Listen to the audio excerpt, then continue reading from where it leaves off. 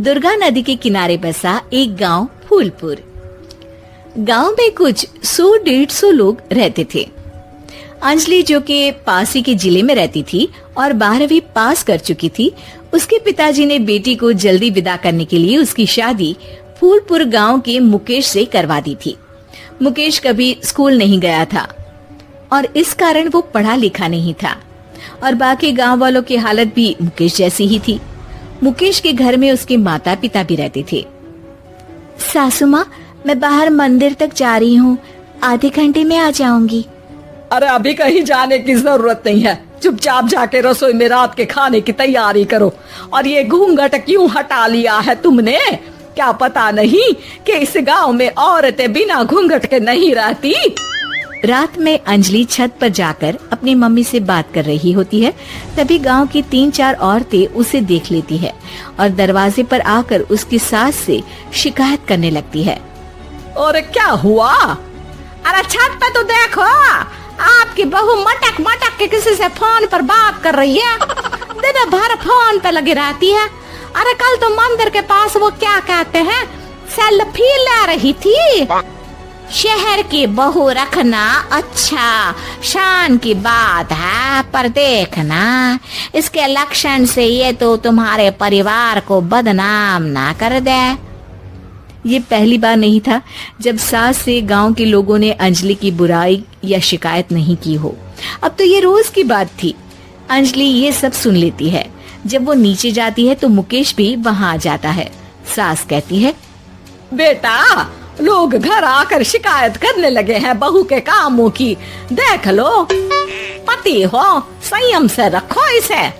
माँ जी, मैं तो अपनी माँ से बात कर रही थी, क्योंकि यहाँ कोई बात करने लायक ही नहीं है और अब मैं माँ के पास ही रहूंगी। वहाँ क्या रहना, वहाँ बाहर के लोग तो ठीक है, पर घर के लोग भी इज्जत ना दे सके।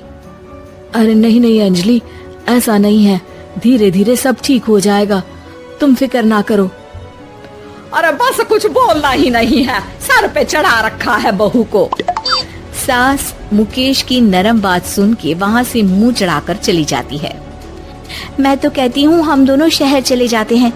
मैं पढ़ी लिखी हूँ, मुझे वहाँ नौकरी भी मिल जाएगी और थोड़े दिनों में आप भी वहाँ कुछ काम ढूंढ लेना। अरे नहीं नहीं अंजलि, हम यहाँ ना गांव का खेत, माँ पिताजी को छोड़कर शहर नहीं जा सकते। माँ पिताजी को कैसा लगेगा और गांव वाले क्या सोचेंगे? ये कहकर मुकेश सोने चला जाता है और अंजलि की गांव वालों द्वारा बुराई का सिलसिला बहुत दिनों तक चलता ही रहता है। लेकिन अंजलि गुस्सा ना दिखाते हुए समझदारी से काम लेती है। बारिश का मौसम चालू हो जाता है। जोरदार बारिश से पूरे गांव में हाहाकार मच जाता है।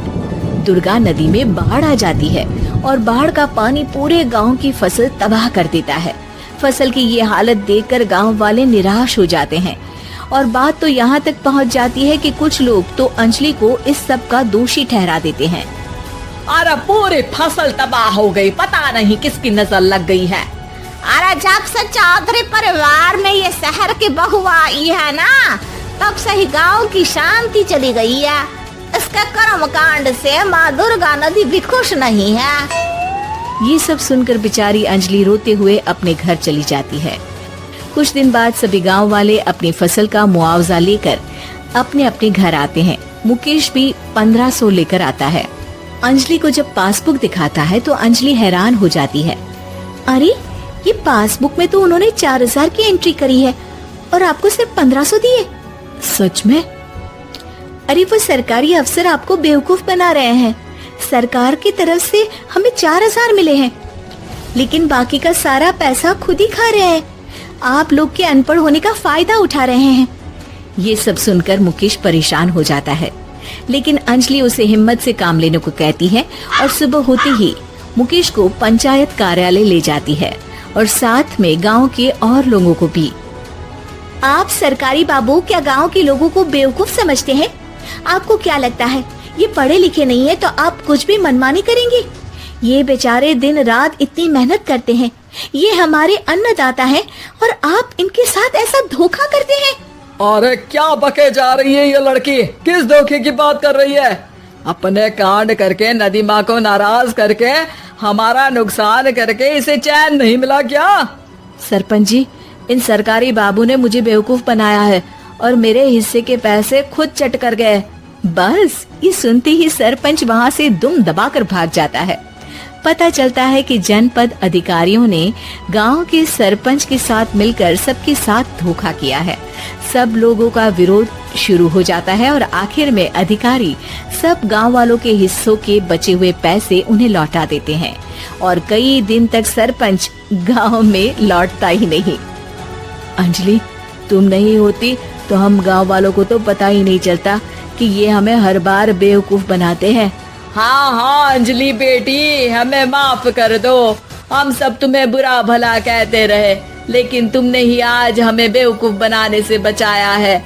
हमें तुम पर गर्व है बेटी। अब समझ आया कि सरपंच तुमसे नहीं, तुम्हारे पढ़े लिखे होने से नफरत करता था। क्यों ना इस बार हम अंजलि को ही सरपंच पद के लिए चुन ले? क्या कहते हो गांव वालों? पढ़ी लिखी सरपंच।